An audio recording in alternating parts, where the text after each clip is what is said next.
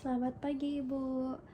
Selamat datang. Saya Dokter Sheryl, dokter yang sedang bertugas pada hari ini. Sekarang sebelum kita melakukan tanya jawab, saya mau mengumpulkan data dulu ya Bu. Jadi Ibu atas nama siapa Ibu? Ibu Cisha, Ibu Cesha ya. Ibu umurnya? 50 tahun. Oke. Nah Ibu pekerjaannya? Ibu rumah tangga Oke. Terus Ibu tinggal di mana Ibu? di Pengayoman. Oke. Nah, Ibu keluhannya yang bisa saya bantu?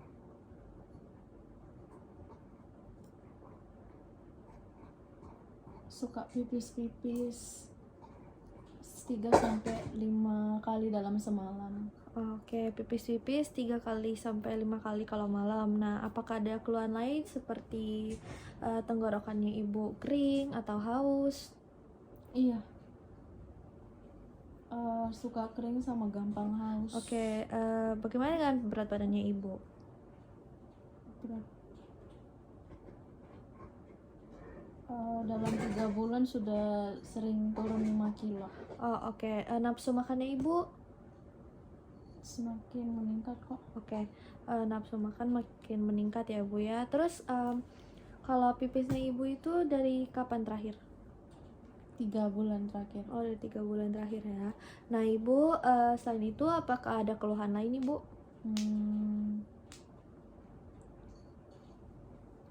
Gampang ngantuk dan lelah, Dok. Oke, terus mungkin ada keluhan yang Ibu rasakan seperti misalnya kram? Nggak ada. Nggak ada ya Bu ya. Oke. Nah jadi pipis-pipis, haus, terus turun berat badan dan nah baik Ibu, jadi bagaimana dengan riwayat sehari-harinya Ibu?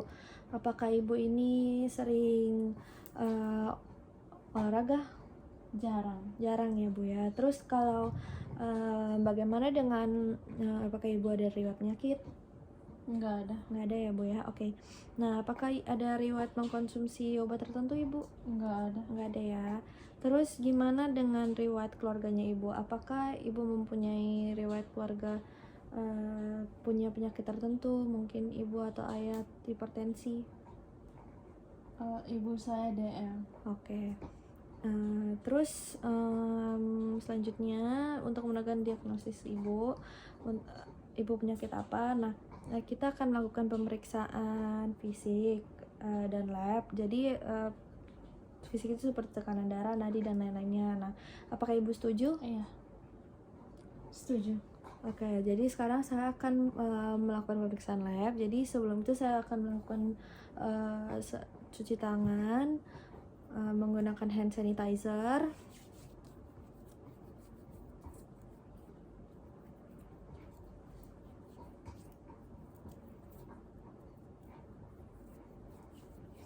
Nah, setelah itu saya melakukan pemeriksaan fisik. Nah, Ibu setelah melakukan pemeriksaan fisik dan tubuh, sekarang kita melakukan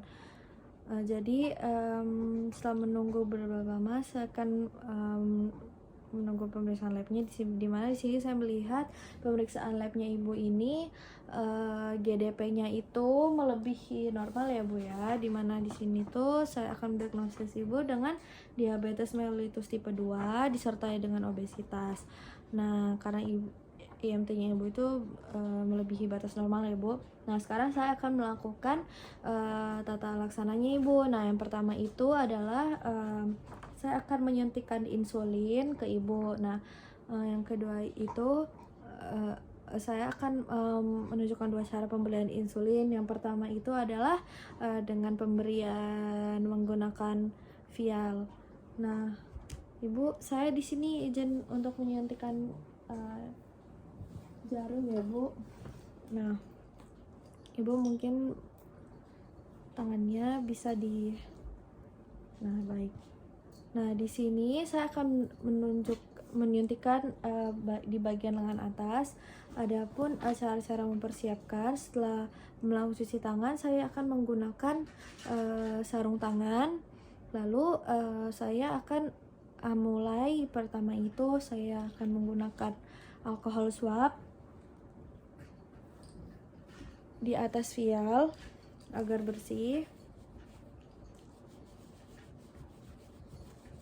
Lalu setelah saya akan mulai mengambil udara menggunakan spuit sebanyak dosis yang saya perlukan. Nah, setelah itu saya akan menyuntikkan udaranya ke dalam vial. Setelah itu kita tunggu sampai insulinnya masuk ke dalam spuit. Nah, setelah masuk, kita pastikan tidak ada udara atau gelembung yang berada di dalam spuit. Jika ada, kita bisa sentil sedikit. Lalu saya akan sebelum melakukan penyuntikan kepada pasien, saya akan membersihkan daerah yang akan saya suntikan menggunakan alkohol swab kembali. Nah, saya akan menyuntikannya di daerah lengan atas. Permisi ya Bu ya. Nah, jadi setelah pensterilan menggunakan alkohol swab, saya akan mulai menyuntikkan insulin ini menggunakan spuit dan membentuk sudut 45 derajat dengan jarum terhadap ke atas untuk menghindari suntikan intramuskuler, karena di sini itu suntikannya itu bertujuan di subkutan. Permisi ya Bu ya.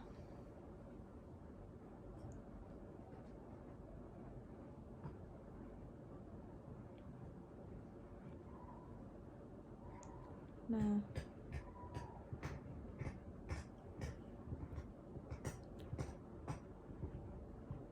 setelah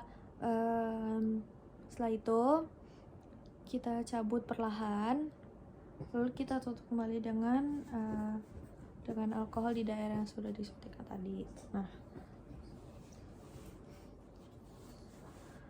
Nah, itu adalah cara dengan menggunakan suntikan.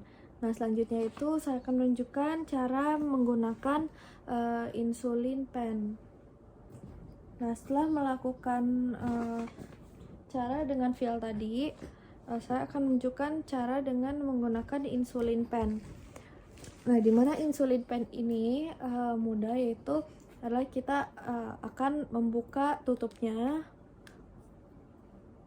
penutup luarnya dari insulin pen ini, lalu kita menggunakan jarum, kita pakaikan jarumnya, dimana jarumnya ini ada penutup luar dan penutup dalam. Kita buka, lalu kita buka penutup dalam dan penutup luarnya, lalu kita pasangkan penutup pennya kembali. Nah, setelah melakukan penutupan insulin pen, kalau kita melakukan kita pakai insulin pen pertama kali, kita putar 2 kali dosisnya, lalu kita tusuk, dimana itu bertujuan untuk mengeluarkan gelembung yang ada di dalam pen itu. Namun kalau kita sudah keluarkan gelembung yang ada, kita lakukan penyuntikan dengan cara memutar jumlah dosis yang kita inginkan. Misalnya kita ingin 2, kita putar sampai 2. Nah, setelah itu, setelah memutar sampai 2, saya akan memegang dengan 4 jari dengan tombol dosisnya berada di jempol. Nah, saya akan menyuntikkan di daerah lengan atas dengan gerakan tegak lurus. Nah, permisi ya Bu ya.